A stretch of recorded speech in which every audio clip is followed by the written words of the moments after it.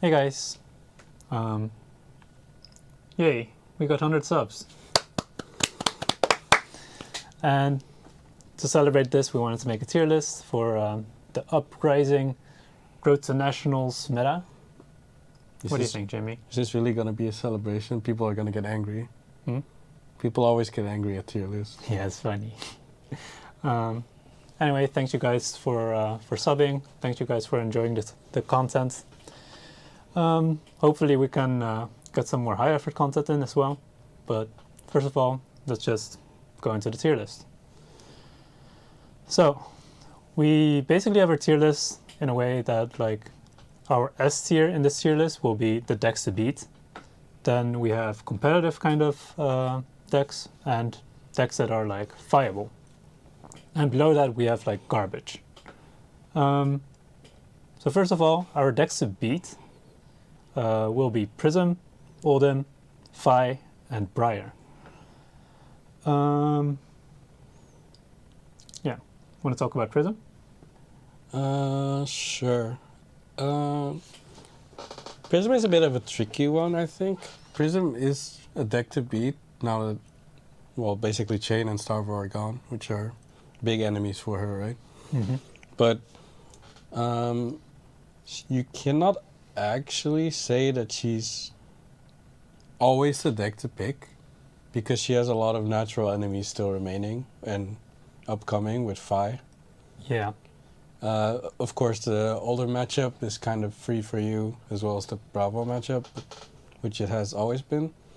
But you do not have a fun time into Briar, Vi, Lexi, Katsu, that kind of deck. Yeah, Lexi's okay, but like any other deck feels like suffering.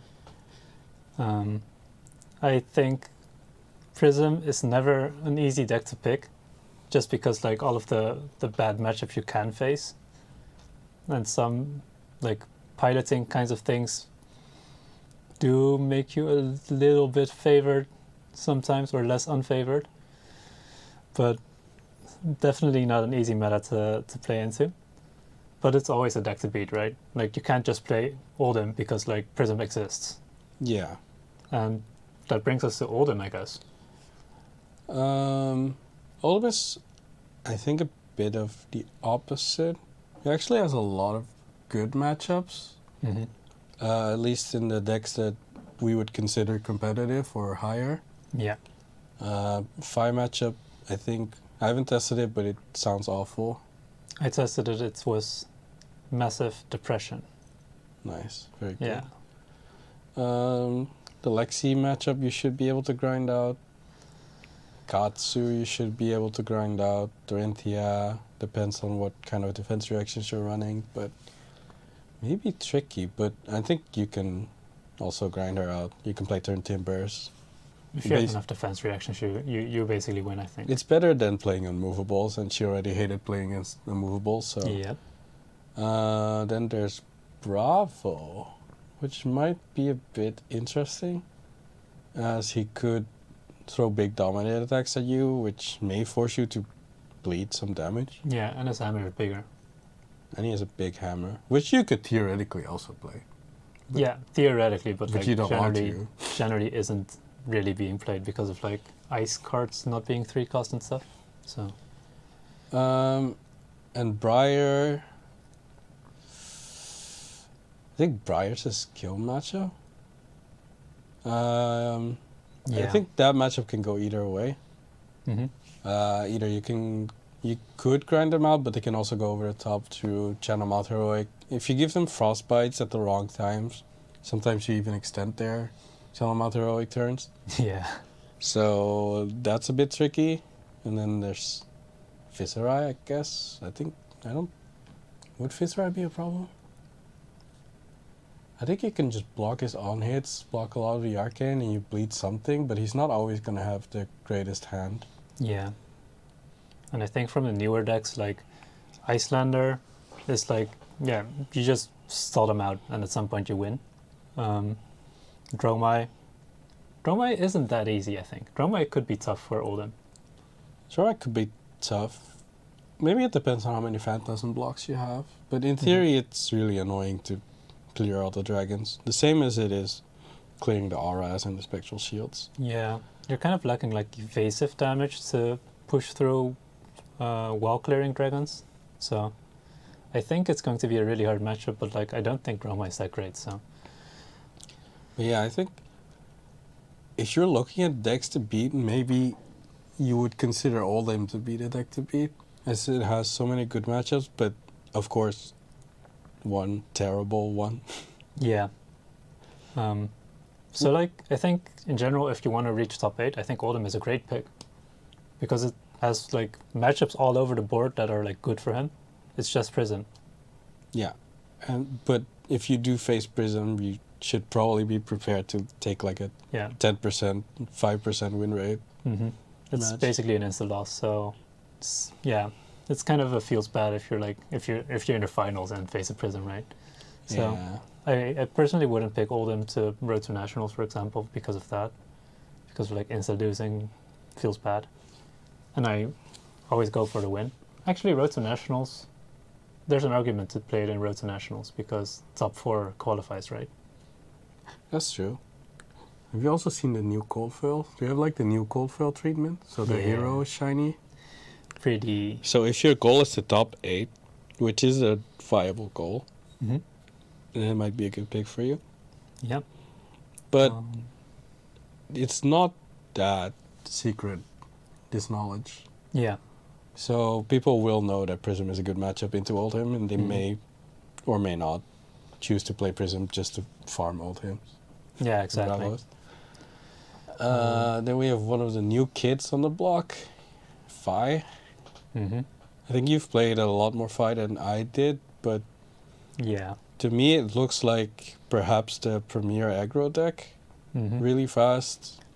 Doesn't provide that many on-hit threats, but just the fact that you can go so wide, push so much damage, and then you have some of Firebrand to kind of go over and do unfair things.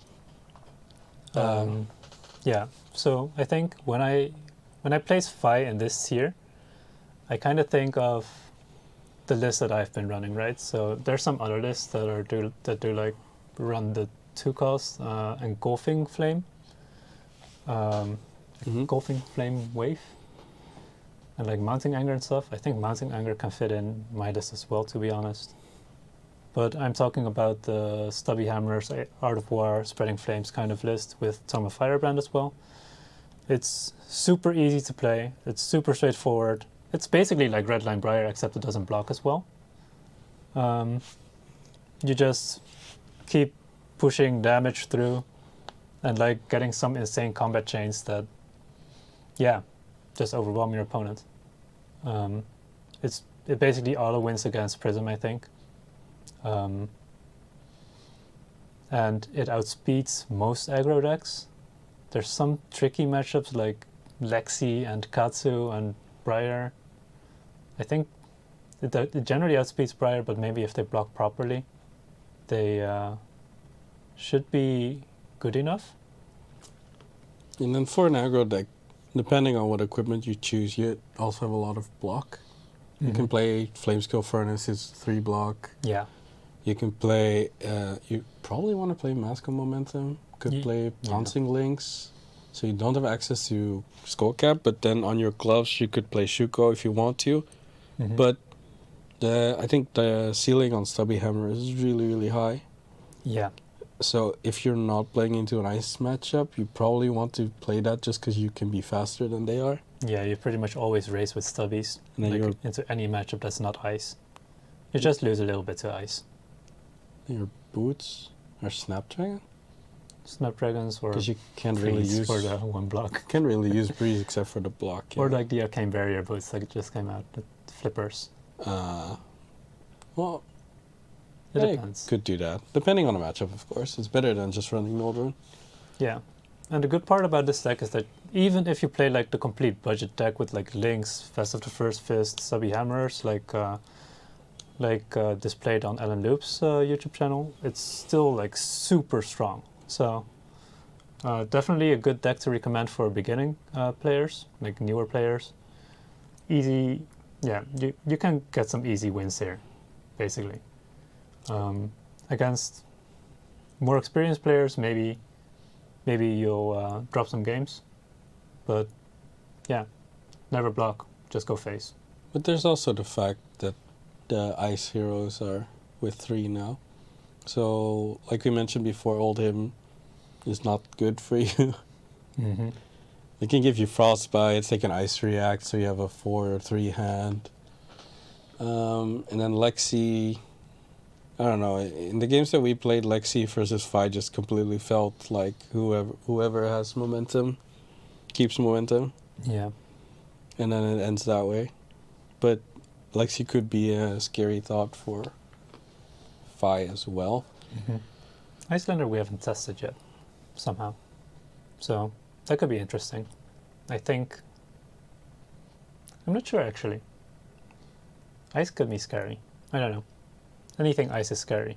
At least you're a bit more resistant to hypothermia, but your weapon could lose go again, right? Yeah, hypothermia isn't great, but like Channel Lake is always like a pain in the ass. That's true. So there's still some bad matchups for Vi, but in general, she's looking to be one of, if not the best, aggressive deck. And then we have the Jimmy special. And then we have my favorite hero. I love Runeblade. Mm-hmm. Why'd you ban one of my Runeblaze? Is Briar next? Briar's probably next to go. Yeah, I maybe. think she's over 500 now. Yeah, but like we have Prism on 850 or something, so. That's true. There's Briar. Also a very strong aggro deck. Good matchup into Prism. Debatable matchup into Lexi. I think the thing that I like about Briar is that you don't have any terrible matchups. Mm-hmm. You can basically play into every deck and be fine. And if you find your mount, you find some good hands, you can basically beat every deck. But on the flip side, I also don't think she's heavily favored into any of the competitive or better decks, except for maybe Prism. I think Vi can maybe outrace you on a consistent basis. I haven't tested it enough to know for sure, but the damage output is really high. Your damage output is a bit more dependent on what hands you have. Mm-hmm. You can have the famous 4 non-attack action hand and lose the game. Yeah. A little bit on that, I had some Vi versus Briar matchups where I had like where they had Channel Mount turn 1 and Channel Mount like turn 2 or 3 or something, and still managed to push damage through, like to pressure them through that. So it's even if they get Mount, it's like it's not even all a win in that matchup, so it's kind of weird. You just need to get them low enough, fast enough, I guess, so that they are forced to block. I mean, it's not the end of the world if you play against Mount, right? Yeah. You commit 2 cards, and you get like, what, 3 to 12 damage out of it? So on the lower side, it's actually not that broken. It's just when you get the quad attack action with Go again somehow afterwards that it's kind of... Or Force of Nature. Or Force of Nature. That's disgusting. Against decks that can't block that well. But overall... I think Briar is a solid pick. But I'm not sure if if you can consider her as good as the other decks that we have in the decks to beat tier. Well, maybe you can, just because she's so solid overall. But yeah, maybe she's like more of a part of the competitive tier, like decks to beat are like actual decks that are really easy to target. And honestly, like I don't know how to target Briar. You could play Starvo. Like if you would make like a triangle or something, you would have like Prism on one end, and Oldhim on the other end, and like Vi on the last end, like the aggro control. That's and the actually control. a triangle that works like that. Yeah, and then Briar's like somewhere in between that. Briar's in the middle of the triangle. Wins against anything basically, if they like. But you can also, you can also lose against anything. It's not like you're Yeah. heavily favored into anything. It's just that I don't feel like you have any matchups that are really bad for you. Mm-hmm. Okay. So then here's our competitive tier. This is basically just anything that we would actually like recommend bringing to Road to Nationals, I guess. This would include like Lexi, Katsu, Dorinthea, Bravo, and Viserai. And yeah, I think the first one to talk about would be Lexi here. So I think Lexi has like pretty much good matchups all over the board. Slightly arguable against Prism and against Oldhim. Maybe also against Bravo. I don't know. But Lexi also, just like Briar, feels like a deck that can win against anything. If piloted as well, of course. It's not the easiest deck to pilot.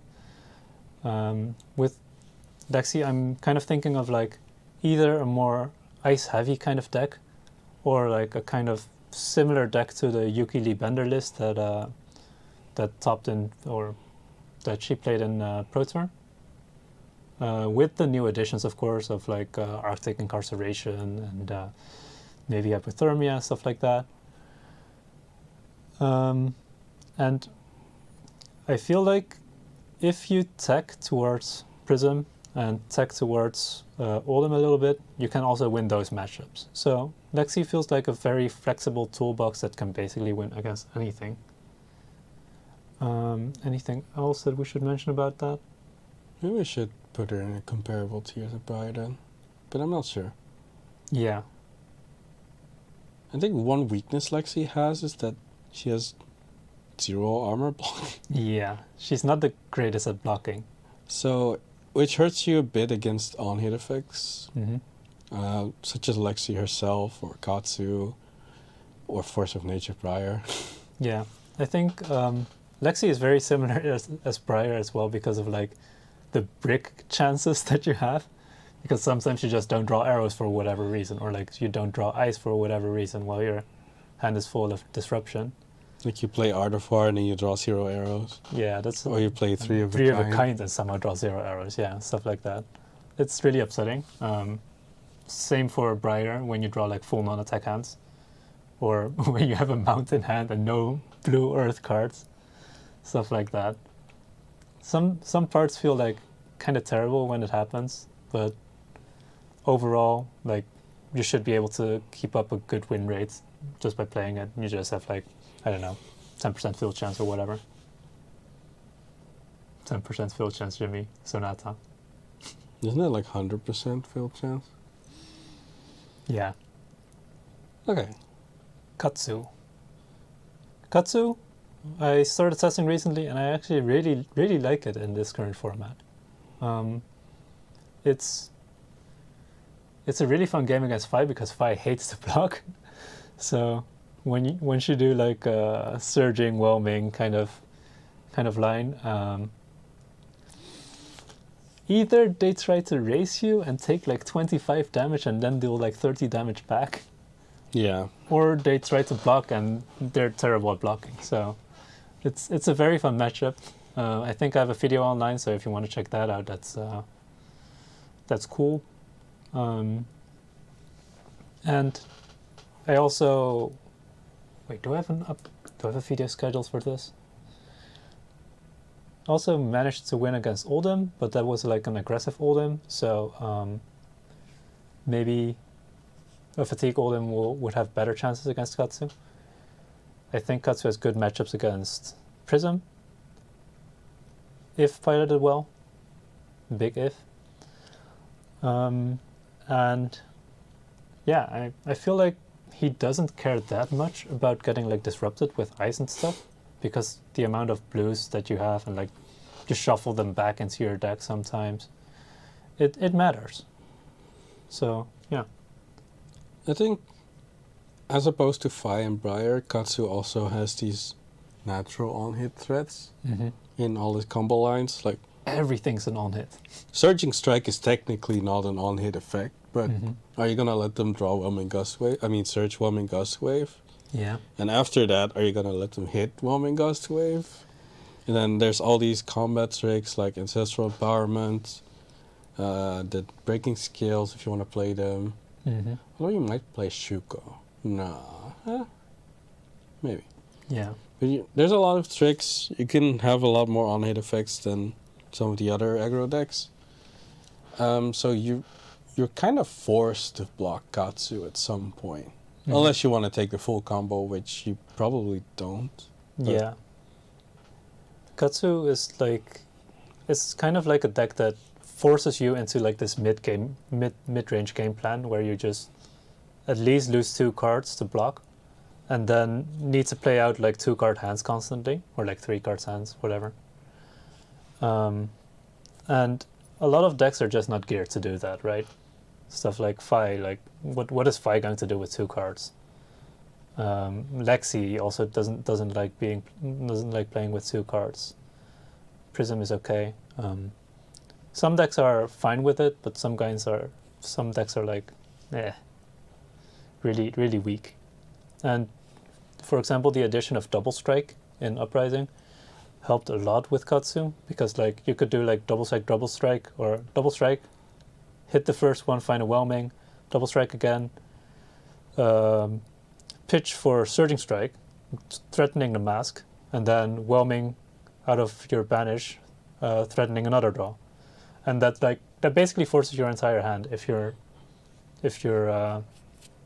planning to block at least one of those draw 1 effects. And that's just a really big threat in general. Yeah, maybe that. Maybe in a week or so, we have Katsu in the decks to beat. Yeah, maybe. It could be. I honestly don't know what wins against Katsu at the moment. Yeah, maybe Fatigue Oldhim. Maybe like Fatigue Guardians. I think Fatigue Oldhim works decently well. Yeah. Also because he has the Earth Thief defense reaction, which is really annoying for your mask triggering prospects. Yeah, that's true. So, but outside of that, yeah, I think you may have good matchups into the rest. It's pretty funny. It's just Oldhim gatekeeping a lot of decks, and then Prism gatekeeping Oldhim. Mm-hmm. If you think about it. Yeah, it's really funny. Dorinthea. Honestly, I haven't tested her, but Dorinthea has always been really good against aggro decks because they really hate blocking, and especially with Glistening Steelblade. Yeah, I think it's Glistening Steelblade. It's really ramping up really quickly if that goes through. So the thing with Dorinthea is, right, you don't want to just block because then you give them reprise. Mm-hmm. Ideally, you want to throw defense reactions from Arsenal or something. Yeah, but aggro decks hate defense reactions. Yeah, and they really don't like arsenaling them either. Mm-hmm. So, yeah, I could see Fi, Briar, Lexi, maybe even Katsu all struggling. Katsu has access to Flick Flag though. But yeah, Katsu doesn't mind playing like a mid-range kind of game plan. yeah, so maybe just the first 3. I could see them struggle against Dorinthea and be forced to give up a lot of counters, especially with the tech reactions being in play. But historically, she's struggled against Prism a bit. If you're on the Dawnblade build. But because you're just really bad at clearing auras. It's Dorinthea, right? Because you only have Go again, unless you have set up Time Snap Potion. Mm-hmm. So clearing auras is basically always a losing game plan, at which point you're into a racing environment, Mm-hmm. which you could win, especially now. It could happen, but Dorinthea also doesn't have good access to Phantasm blocks. Yep. So Prism can also be pretty aggressive, as well as having the auras. Maybe you cut the yellow auras, I'm not sure. Yeah. And then you get threatened by 7-for-1s, and maybe a blue aura at the end of turn that removes or gives +2, that kind of thing, or shimmers. Mm-hmm. So I'm not sure how that matchup goes. It could be that you could race them, but before it was kind of tricky to race them. Yeah. It could be that Glistening Steelblade gives you that little bit of extra edge that you needed, but I'm not convinced. And then there's Oldhim, of course. Yeah. I think one cool thing about Dorinthea right now is that like Twinning Blade is good again because of the Glistening Steel Blade. Also giving like natural go again without needing an on hit. So it's a little bit trickier to block than before. We saw it top in Battle Hardened, or like reach top 4, I think. It did lose against Prism. I think the Prism matchup is still awful, but at least it does have good other matchups, and I'm kind of looking forward to test it myself. I've just gonna net deck him. Not smart enough to make an own deck, but yeah, it seems really cool in this meta. Yeah, and you have the alternative path of playing Axis, which it's consistent damage, but I don't like it as much. It doesn't threaten on hits. It just threatens a lot of damage, and you get some block back from your boots, I guess. But I think if you're playing Dorinthea in the upcoming Road to Nationals season, you probably go the Downplay route, but maybe I'm wrong. Yeah, it also depends on if Prism phases out of the meta, right? So we'll see. We'll see how it develops. Bravo. So Bravo may be a bit surprising to see here, especially since Oldhim exists. But I don't know. Bravo is still a very solid defensive deck, but you also have more aggressive tools. Usually, if you're playing aggressive Bravo, you're playing things like Pummel, which can form disruption. Then you have the big threats like Spinal Crush, Crippling Crush, all things that you have to block, at least partially, and then you can still get punished by the same pummels as before, except now that you are also stuck with the Crush effect. And on the flip side, you're just a really solid blocking deck. Yeah, so like if you see Oldhim as like the full fatigue kind of blocking kind of deck, you can see Bravo more as like a mid-range version of it that like still tries to push damage through consistently and like has some insanely strong hands that he could potentially throw out, like dominated Crippling Crushes and dominated Spinal Crushes, or Spinal Crush with Pummel on the end. We're not 100% sure on this, on how good Bravo actually is at the moment. I've also seen some Sift kinds of decks. I'm not sure if it's like meme or if it's like actually good. We haven't seen them in action yet. With the Earthlord Bounty chest. Yep, it's a really cool idea. I'm not sure if it's good, but I'm looking forward to see them at least. But yeah, I think like any kind of Guardian, they're just so good at like pivoting game plans and like being super defensive or potentially flipping over to an aggressive side that just like keeps momentum and never lets go again. So yeah, it's always like any kind of Guardian is going to be a big threat against like aggressive decks. Yeah. And if you're looking at this to be the competitive tier, you probably have game into Lexi and Dorinthea, and probably Viserai as well. Katsu, depending how they pivot, they can be annoying. Because preferably you don't play the Titan's Fist and the Ram Shield. Yeah. But if you don't, that means Katsu's probably going to bleed damage through with his Kodachis and maybe Double Strike, that kind of thing. So that might be a bit unfavorable. Yeah, the biggest problem is obviously Prism, as always. It's for similar to Oldhim. It's like, 10%, I don't know. I mean, you could dominate pressure somehow. Yeah.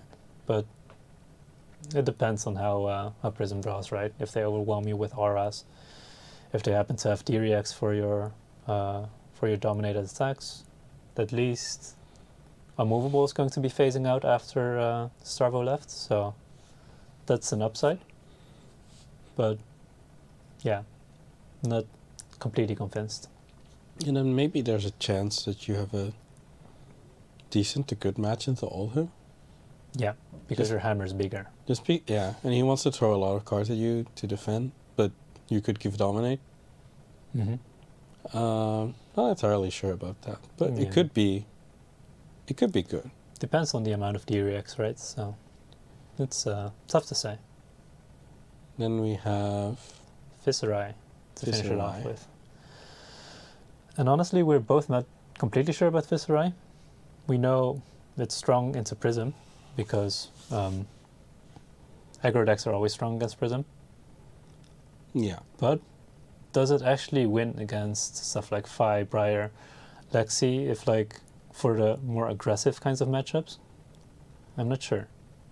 The problem I have with Viserai is that the ceiling is there to be a very strong aggro deck, but you're very fragile. You kind of really want your 4 or 5 card hands, especially if you're playing things like Mortar Tide, Marvin Skies, costs a card from hand. Mm-hmm. So you really want to play those high card hands, which means that you're not blocking. And if you're not blocking as Fi, Briar, and Lexi, well, Lexi's going to be an issue, but let's assume we're just racing against Fi and Briar. I'm not sure if you're consistently fast enough to race those decks if you're not blocking. Yeah, and if you're not blocking Fi with Mask of Momentum, that's really spooky. So you probably have to throw some card into the mask attack or your equipment. Mm-hmm. Runeblade, of course, has very good blocking equipment, a bit worse now Yeah. without Skeletor, but you still have Grasp that blocks 3. You have Skullcat that blocks 3. Or Crown. Or Crown of Providence that blocks 2.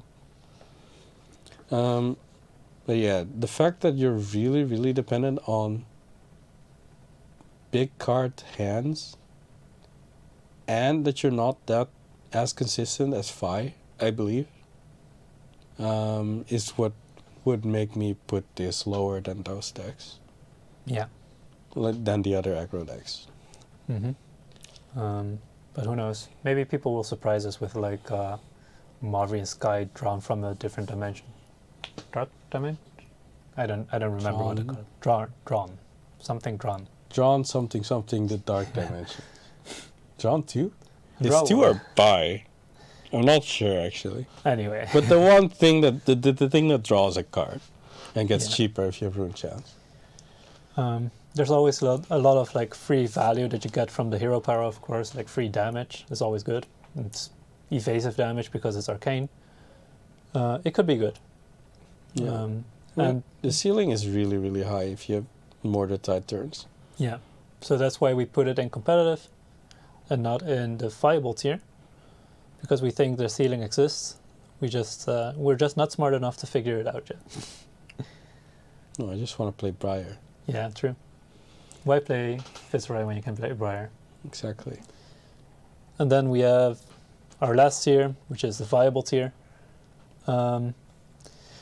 Maybe some side notes in this tier. It could change depending on how the upcoming weeks go. Yeah. And I think the first few that I want to talk about are like the new heroes, which is Iyslander. Iyslander, I feel like Iyslander is good in a way. It's like pretty consistent in what it does, but I don't specifically feel like she always wins like the matchups that are supposed to be good for her, like the aggro matchups and stuff. I don't know, I think a lot of what I don't like about Iyslander is that even if you're executing your game plan right, giving them frostbites, they can still hit you if they have the correct hand. Mm-hmm. You're not necessarily forcing them to block damage, Yeah. except if you're playing there's a fuse card that makes you discard or pay 2, I believe. Yeah, that one's good. So that one's strong. Yeah. But your damage output is really low because you have all these control-y aspects that don't do damage. Mm-hmm. And you're mostly, I think, dependent on the waning moon to push your damage through. Yeah. Outside from the Kano mentioned before. Mm-hmm. So you're doing like what, 3, 4, 5 a turn, maybe. Mm-hmm. Most likely around 3. You're disrupting your opponent, but at the same time, you're giving them a lot of time to find the correct hand to push through damage. You're also starting at 10% less life. Yeah. Not completely irrelevant. Hurts a little bit. Yeah. I did see some other lists. So I was playing a more control-y list that just blocks and tries to, I don't know, disrupt a little bit, shoot with a waning moon. I've seen some other lists that are more combo-y, that want to set up like double frost hacks and then do like, what's that card again? Weather Vane plus Ice Eternal and stuff. Okay. And then that deals like 5 arcane damage because the Weather Vane resolves first, so it creates 4 frostbites. Then the Ice Eternal creates another frostbite and deals 5 arcane because there's 5 frostbites. Then those 5 frostbites also pop on the opponent's turn. So the frost axes will do damage and stuff. So that's like a 15 damage kind of combo turn. That's really cool. I think there's some viability in that. I haven't tested it enough to 100% know if that's good enough, or like if all the 2 blocks with like red weather veins and like, it's like reds are always awkward, right? So maybe it's good enough, maybe it's not. Who knows? But it'll need some more testing. We'll see it develop a little bit in the next meta. I haven't figured out how Iyslander will ever win against decks that actually run like a lot of blues, like Guardians, that also run like Arcane Barrier, and like, or Prism, that just plays a Genesis down and then just sits. I don't know. I don't know how you're going to win those matchups, but the combo thing sounds really cool. I want to try it out. Maybe I will soon. We'll see. Yeah, I think Iyslander is one of those decks that has the potential to be a higher tier, basically. For sure. But we'll have to see how it pans out. Yeah. I did notice what you said with like a lot of the ice cards block 2, except for like Channel Lake Frigid and Winter's Grasp, but you don't want to play Winter's Grasp. Yeah. Because you can't play it from Arsenal, it doesn't do anything. Yeah, it's not great. So then you're left with the Channel Lake that blocks 3, and then you're playing a lot of 2 blocks. And at some point, your opponent might like throw Snatch, Gust Wave. Yeah. And then you have to block it. And Iyslander suffers from a similar problem as Lexi, where you don't have block equipment. Well, you can block one with Tune It, but... Yeah. The Coronet Peak also blocks 2, I guess, if you play that. Yeah, like right now it feels like you're trying to make your opponent's hand bad by making them like pitch extra for Frostbite and maybe discard for Coronet Peak or for Ether Ice Veins. So that your damage output is just as low as, or that their damage output is just as low as your damage output. But you still need to block a lot, and it's like, I don't feel like my list was there yet. Maybe other lists are better. Yeah, it's just really, really weird. I think she also doesn't like getting disrupted by Lexi. Right. So then you get blocked, or then you have must block arrows, so you can still get disrupted. yeah. So I'm not sure. I don't feel like she's there yet, but maybe. Then as for Dromai, I've tried some lists. I haven't been satisfied with any of them, to be honest. I think Fatigue has, like Fatigue Dromai has a place somewhere, but I'm not sure if it's good enough. Like, if you just spend your turn blocking 4 times, do you actually end up winning against stuff like Fi, stuff like Briar, stuff like Lexi or Katsu? not convinced about that. I mean, Lexi, you could win if they don't respect your fatiguing potential. But all the others, it's like, maybe, maybe not. I don't know. I don't know. The thing with Dromai, to me, it seems like the dragons have really high potential, right? Yeah. Because you theoretically you could plop 3 dragons in a turn, and then triple attack them with the dragons. But the problem is you need to set up with this with Ash.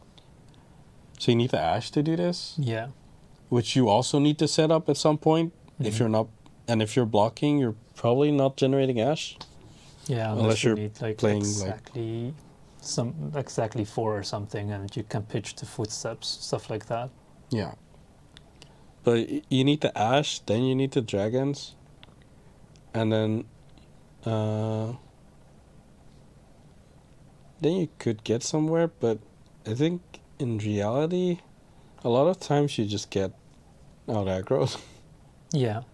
I don't know. I'm not sure. Maybe it's possible to do like, if you commit to the fatigue plan like from the start, maybe you'll survive. But yeah. In theory, you have a lot of 3 blocks. Like all your dragons are 3 blocks. I think a lot of the Ash generators are also 3 block. Only Rake the Embers is really not a 3 block. Yeah, but you probably don't need to play that many of those. It's a really strong card. It's a strong card. If you manage to develop it at some point in the game, you're pretty much set for the rest of the game, unless you're playing against Fi or Katsu.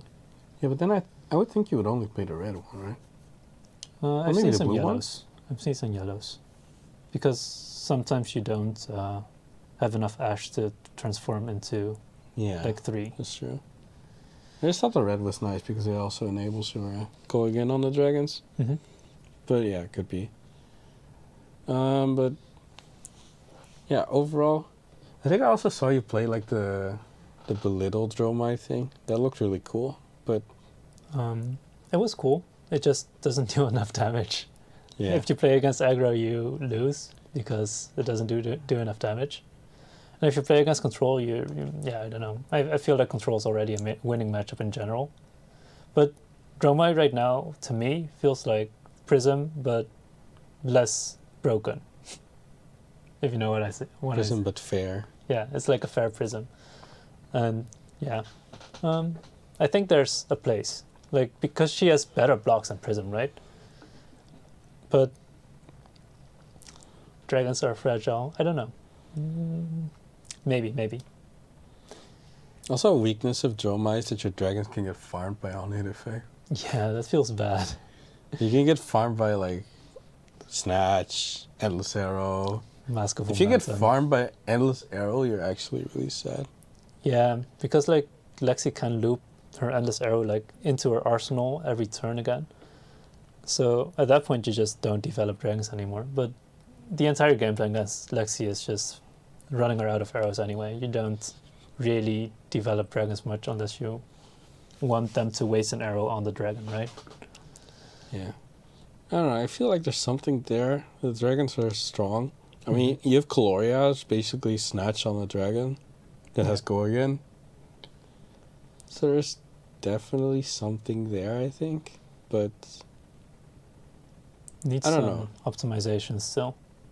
I think my fatigue game plan was pretty good on the way, probably. I think fatigue is probably the better route there, rather than straight aggro, because you're not going to have enough damage to race, I think. Yeah, but we'll have to see. Not completely convinced, but also not. Also want to buy, what is it, 68 marbles? Something like that. But you only needed like 30 marbles. No, 34 in deck, and then 34 outside of the deck. Oh, okay. And then ashes. Yeah, okay. And then the backside of the ashes, the ash wings. Oh, yeah, of course. So I think I want to buy 76. Yeah, want to buy 76 marbles. If you have any, just contact me, DM me. You're an idiot. You're gonna get 500 DMs selling marbles now. Have fun with that. Okay. Do we need to go into detail for the rest of the heroes?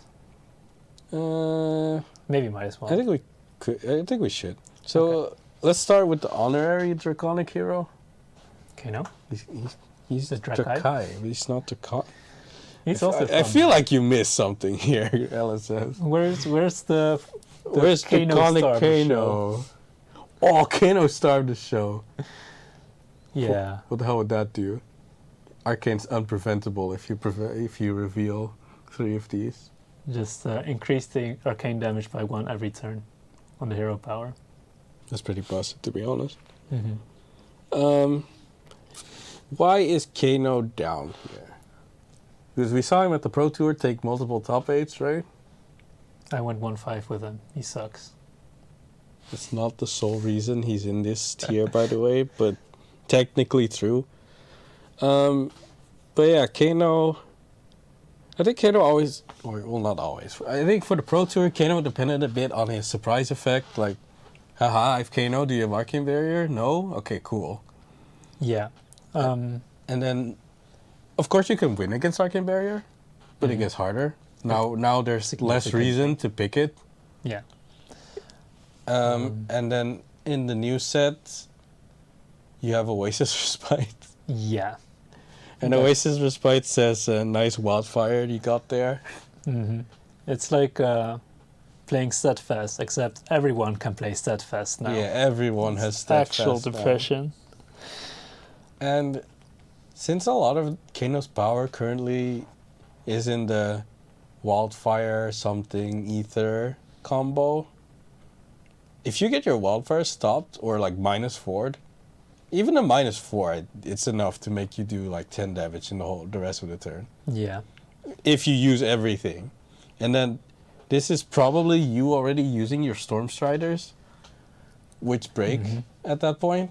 And then, yeah, then you're just like a normal action speed kind of deck. It's not amazing. So I think Oasis Respite makes Kano hate his life. And that's why he fell back down here.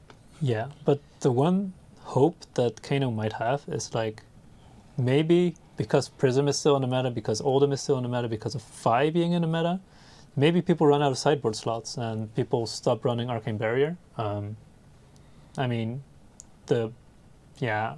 you always run like 1 Arcane Barrier, right?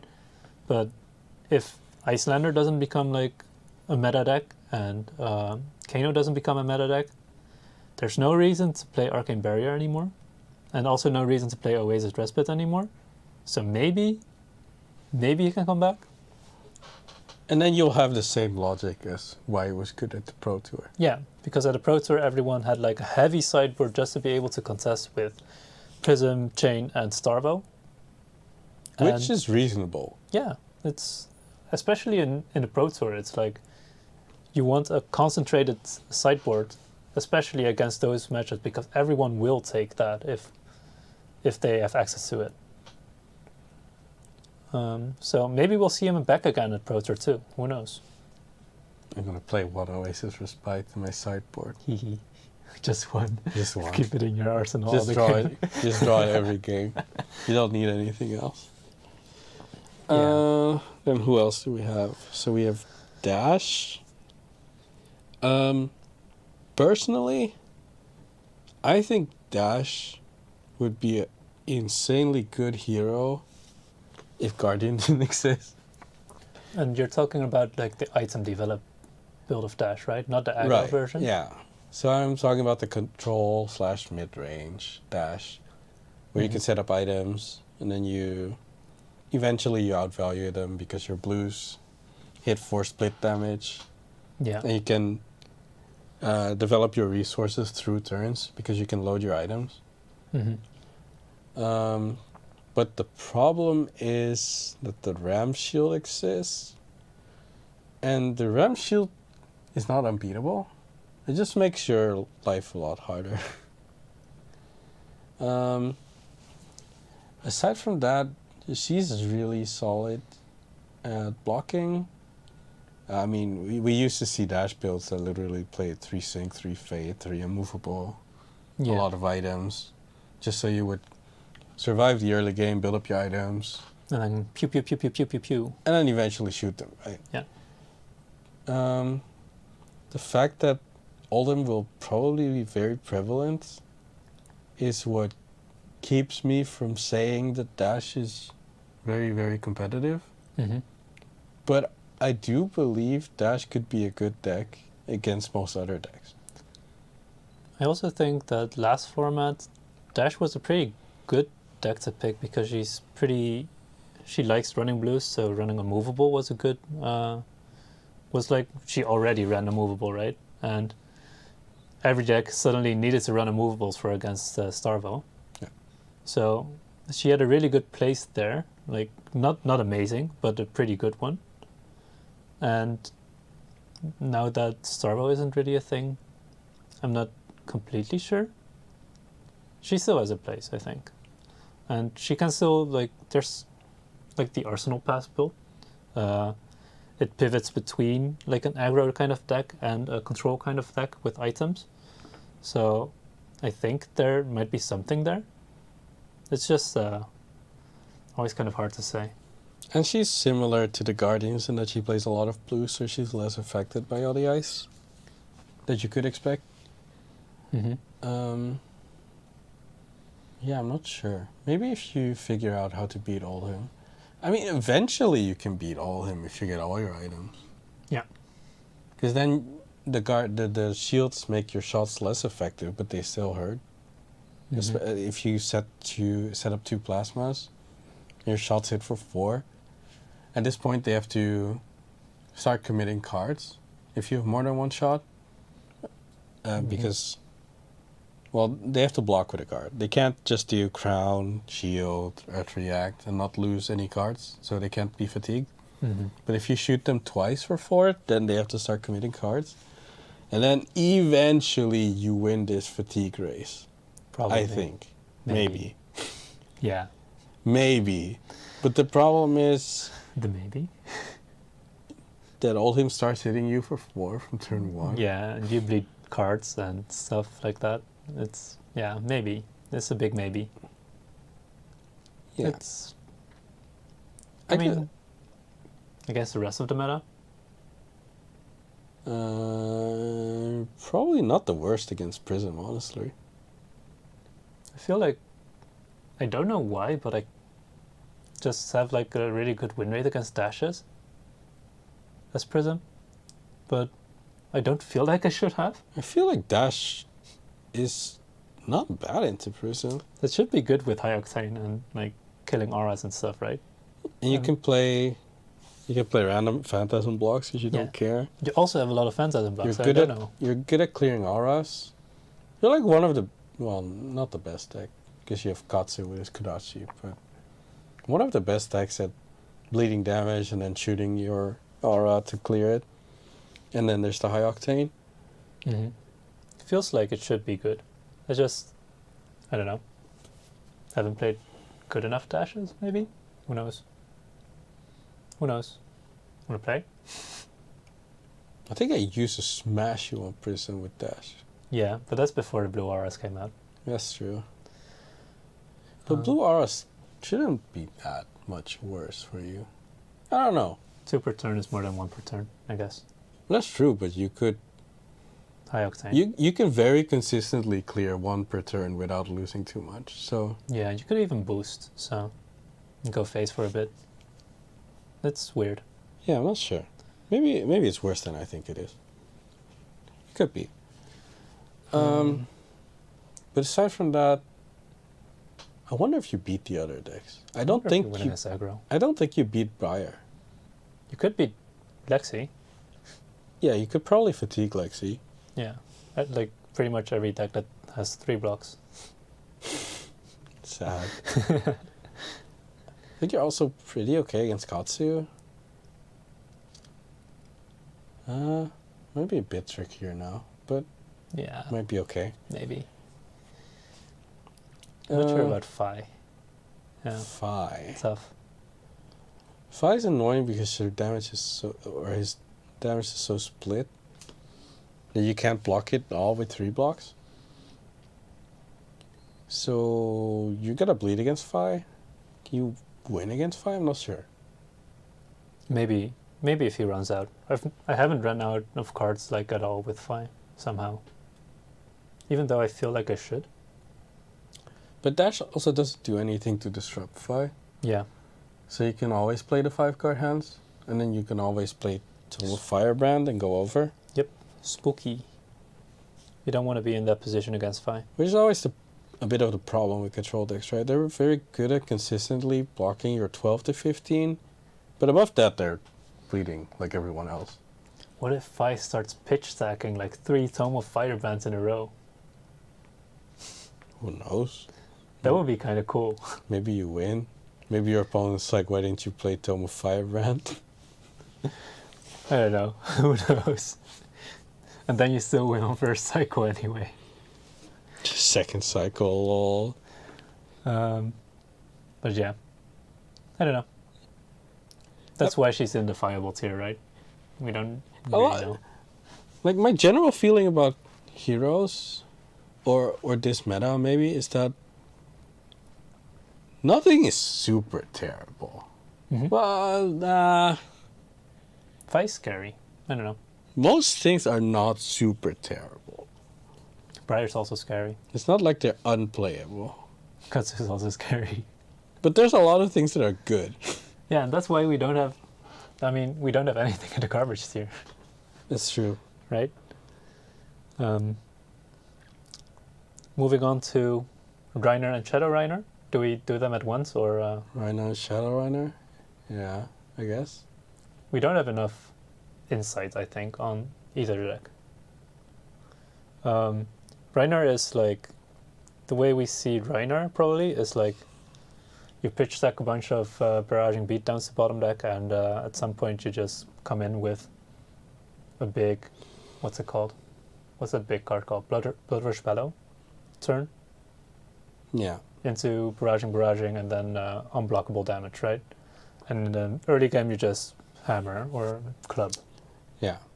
And the problem is, again, that Rhinar doesn't really threaten anything. Except for his club for 4. There's no real disruption. His club for 4 doesn't come with a frostbite, right? So you're just like, okay, cool, I take 4. If you're hitting me with club, that means you didn't block with one of your cards. Mm-hmm. So maybe you took damage. And it doesn't disrupt a lot. Yeah. The thing is that he can just kill you at a certain range, but most of the games you go low enough, or you, the Rhinar, go low enough before that happens. You basically you don't get there. Yeah. You don't get there to super Bloodrush Bellow stack where you intimidate 4 and you do 20. Mm-hmm. You don't get there. And you don't threaten anything, except for like Command and Conquer, which everyone can play, basically. Yeah. The good thing about Rhinar is that it beats Prism pretty decently. I think maybe it's like a 30% matchup for Prism. Maybe worse. It's not great. Turns out that the hero that depends on 6 power attacks is good against the hero that's weak to 6 power attacks. And also has like scabskin letters to roll out of auras and yeah. Oh, you have 2 Sandsketch auras. plans and stuff like that. I don't go again. But I could always roll for 2 action points. Yeah. And then sometimes they miss. Mm-hmm.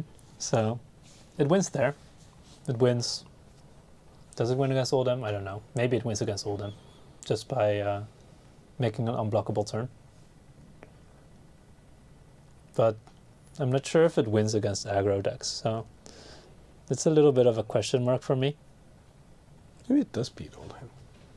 I mean, it's good against Oldhim in Blitz, but that's kind of different. Because in Blitz, you're like lethal range in 2 Bloodrush Bellows. Mm-hmm. But I could see it working constructed too. But it may be a bit trickier. Maybe. You can also play things like Remembrances. Then you have more Bloodrush Bellows. In that matchup. I wonder. I think it could work. I think it might win. I think it could work. And then there's Levia.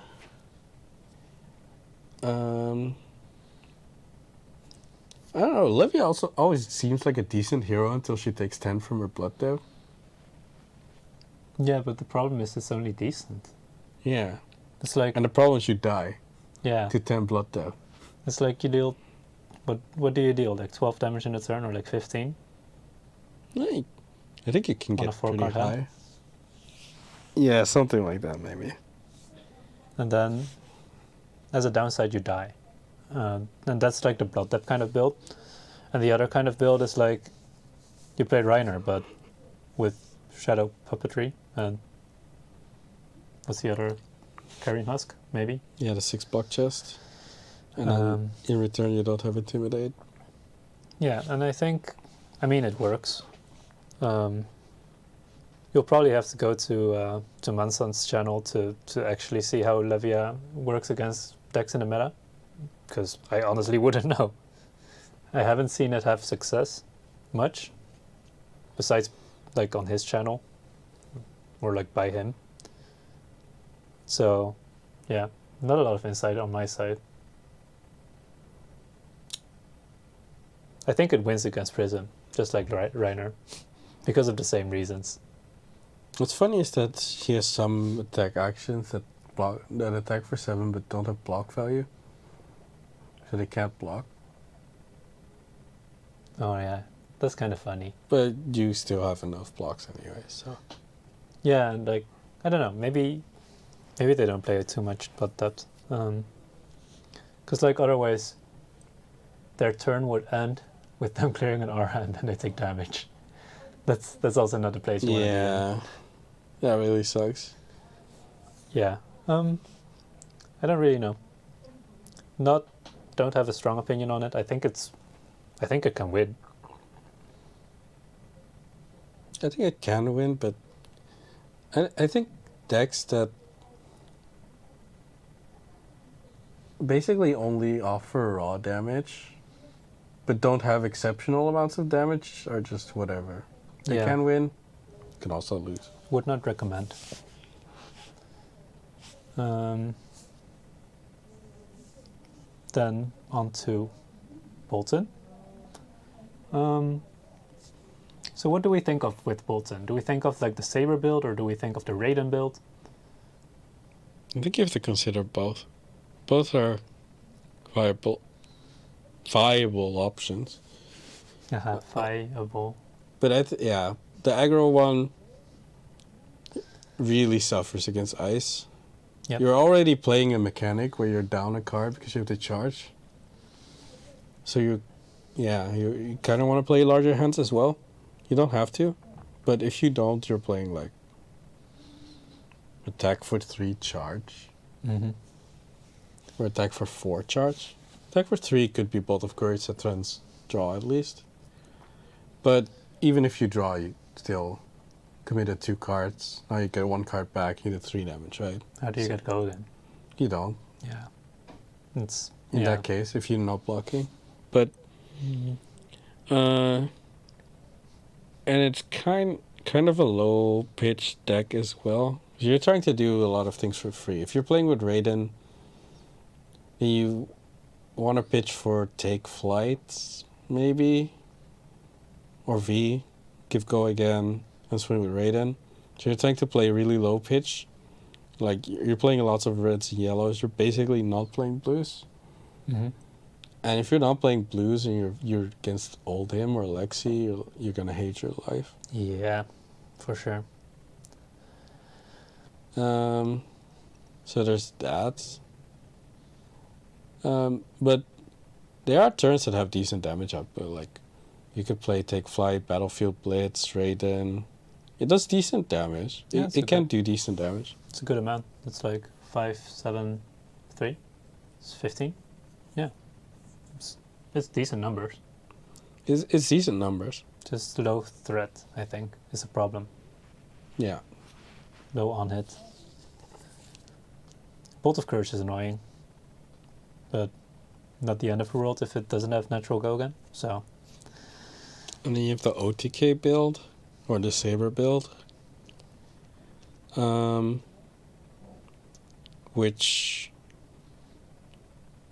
I mean, which is fine, but it also gets disrupted by the same thing. Like if you have one frostbite on your go turn, it could be the difference between pitching and not pitching. And the difference between pitching and not pitching can be like, so you have attack action charge, this is 2 cards. Then you have 2 cards that are presumably Lumina or Lumina searchers. Mm-hmm. And then this pitch card could have been your 3rd Lumina. Yeah. It basically ruins your entire turn if you get a frostbite. But I guess you save armor for that, maybe. I don't know. And then there's Oldhim who can just haha you and ice react you, right? And then you lose a Lumina. Yeah, that sucks. Because like usually you do something like a starter into beacon. Because you have to attack first because you have the charge. You have to charge to get the extra attack from the Lumina. Yeah. So you have to throw the attack into them and give them an opportunity to dereact you. Yeah. And even against Iyslander, this gives you the opportunity to throw frostbites in your face, right? Mm-hmm. Yeah, that's rough. So you can get dereacted by Oldhim, you can get frostbited by Iyslander. I mean, imagine if Iyslander plays out a channel like Frigid, like right after you pop your courage. Yeah, you can even wait, right? Mm-hmm. You can do it on the last thing they play. They're gonna play Lumina, Courage in some order, and then you wait until probably the Courage pop, yeah. And then you're like, okay, GG. Extend hand. and then you're doomed. But I don't know. It blocks decently well until you do that. That's always been the thing of OTK Boltyn, just plays a lot of 3 blocks. Mm-hmm. Sometimes you play the Whisper to get to your combo faster. You don't need to. But then there's also some turns you would need to play something to charge because you need a bit of soul Yeah. to go off. And those are also cards that don't block, so you would bleed a little bit to like 30. Mm-hmm. I would say 30. And then on the turn you want to combo, you take everything. And then you try to heal back up. But yeah. It can still work. The thing is, all these things can still work. It's just that Briar is hitting with 4 breakpoints, so you're bleeding. Fi's hitting with all the small pieces, combos, or just huge wide turns because you're letting them have everything they want. Yeah. So, and then there's Lexi who's just gonna frostbite you. So there's a lot of issues with getting to your combo. If you get your combo off, it's one of the strongest combos in the game. If you play triple Lumina, then you're That's eight basically attacking for 5 each. So, yeah, you basically win. but yeah, the problem is getting there without getting disrupted, without getting CNC that you can't block with pummel or something. Mm-hmm. Hint, hint. And then there's now you have Dorinthea and Katsu that you could consider, and they have attack reactions. Dorinthea more so than Katsu. Yeah, I don't know. Mm-hmm. I don't see Boltyn being more than a viable deck at the moment. Yeah. And viable in the sense that you can always get. I think you can easily go 3-3 on a Boltyn. Mm-hmm. You can even go 4-2 on a Boltyn. But I just don't Yeah. see it being much more than that. And it could also be worse than that. I think it's also especially because there's a lot of newer players that don't specifically know what Boltyn can and cannot do. So sometimes you can cheat a few wins out of there.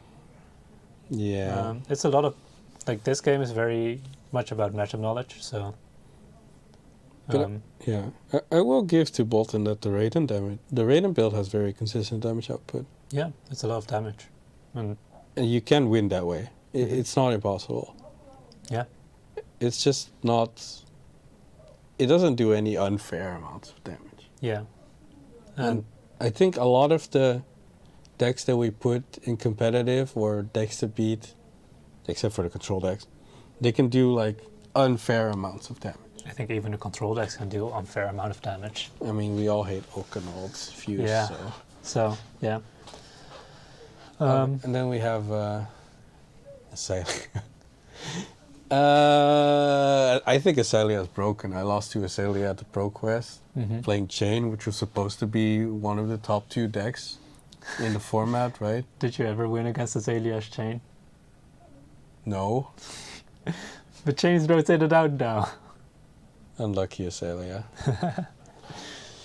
Why did they have to nerf Azalea? But Azalea has some good tools, like especially Red in the Ledger, of course, which is her power card.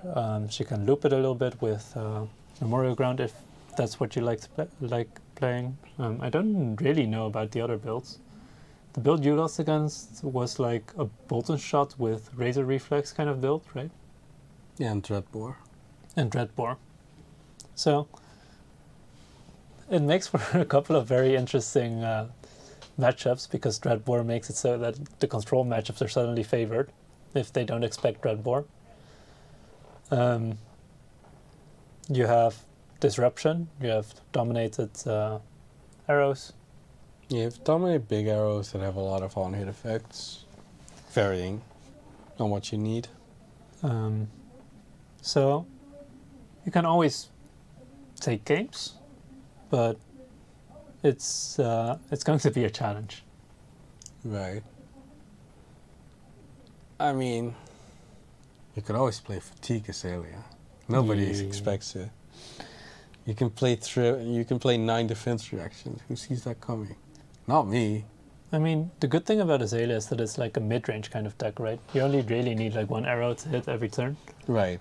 So she doesn't suffer from the same, oh, I need my full card hand to pitch, fuse, play everything. You can just pitch and play 1 big arrow every turn. Yeah. And they probably have to deal with it, so they have to block. So it would block better against 5, for example, or against what else? Other on-hit decks. It's just it doesn't do enough unfair things, I think. So once again, I think every deck is viable. It's just Every deck that doesn't do unfair things is just viable. Just viable. Wouldn't recommend, but viable. And then some of them we're not sure if they can do unfair things yet. Yeah. Like Just a Iyslander bit and unsolved. Dromai. Yeah. Alright. So I think that's it for our tier list. Yeah. Leave your angry comments below. We love angry people. Do we? Yeah, you love getting flamed. I'm used to being flamed. It's not that I like being flamed. I think there's a bit of a difference there. Okay, we accept people flaming Jimmy. Well, if you put it like that, they're gonna flame me. It's okay. That's But okay. I don't know. I feel like for now, this is how I feel. I think this is how you feel about the tiers. But everything can change. Yeah, I think the biggest thing we're going to look forward to is like seeing how Iyslander and Dromai develop into the following meta. And maybe to see if I struggle in the meta, because I don't think it's free for him at all. It's just it might still be like the most represented deck because it's like easy and like an aggro deck. It's easy to pick up, but we'll see, right? Yeah, I think the nice thing about this meta is you don't have a deck that is basically good into every other deck. I think you could play Starvo into everything you wanted. Yep, for sure. I mean, I made this argument about Briar, but he doesn't feel as favored as Starvo was in some matchups, and he also does like disgusting disruption things, right? Mm-hmm. Like 13 crippling crush, dominate. Yeah. So, and then I feel like Chain also had a lot of good matchups, except for the fatigue Oldhim matchup. But I think this meta is a lot more interesting. There's a lot more choices you can make regarding to what hero you can play, want to play, and a lot of picks are good. Mm-hmm. So it's not like you can tunnel vision and say, okay, cool, I'm gonna sideboard for Starvo and Chain, and then I'm done. Yeah. Or like almost done. You have to take into account Everything. everything.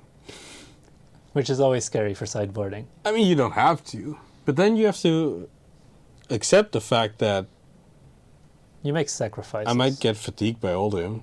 Mm-hmm. I might get outraced by a Rune Blade or Fi. Do I play defense reactions? Do I play, I don't know, disruption? Yeah. I think this upcoming season will be very interesting, and it will be the same meta for the Pro Tour, right? Mostly? Or is there one banner restriction before? No. Banner restrictions are after. So this, well, it's not necessarily the same meta for the Pro Tour, but Yeah. you have the same possibilities. Mm-hmm. It's different for nationals, which is going to be interesting. So, in the upcoming weeks, we'll be looking forward to seeing the results. All the Road to Nationals, we've, like, also before, like in Road to Nationals during Pro Quest, we've seen the meta evolve, like, week by week. A little bit faster when Starvo was high on representation. But, like, for example, Chain also grew, like, really big after a couple of Pro Quests. So we'll definitely be seeing a lot of developments in the next weeks. Maybe we'll make another tier list. I think this tier list will always be wrong at some point. Yep. It's just when and who gets figured out. But that's half the fun in it, right? Yeah. So once again, thanks for the 100 subs. Maybe we'll have another tier list at how many subs, Jimmy? 250 subs. Whoa. 500 subs. Whoa. 1K subs. I think by the time you would need to make another tier list, it might be 150 or 200. We'll set the bar high. 250 subs Oh, for the next tier list. Are we not going to make any other videos? Yeah, we're not gonna make any videos anymore. We're gonna swim in subs now.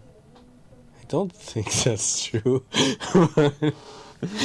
Okay. You can believe that. All right. Like, subscribe, send us angry messages. Thanks for watching, everyone. Thanks everyone for watching. See you guys later. If you want to sell Marvels, PM Ian. Yeah. If you want to sell Marvels, I'll take the DMs. Bye bye.